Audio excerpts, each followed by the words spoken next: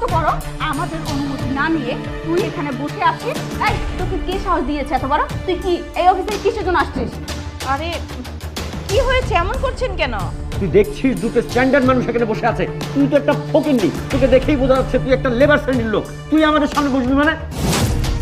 Madam, আমি বুঝতে পারছি এই মহিলা এখানে বুয়া কিংবা আয়া কিংবা ক্লিনারের ইন্টারভিউ দিতে আসছে। এই, এখানে কোনো ইন্টারভিউ হচ্ছে না, যা এখান থেকে। এখানে বিজনেস ডিল হয়, বুঝতে পেরেছিস? আর তাছাড়া তোর না এই অফিসেও জব হবে না, কারণ তুই হচ্ছিস একটা অশিক্ষিত মানুষ। এই অফিসে যদি বুয়ার কাজ করিস না, তাহলেও শিক্ষার প্রয়োজন আছে, বুঝতে পেরেছিস? তোকে দেখে তো তোর ভিতরে মনে হয় না যে ছিটে ফোটা শিক্ষা আছে। ম্যাডাম, আমরা আগে আমাদের কাজটা সারি। হ্যাঁ, চলো।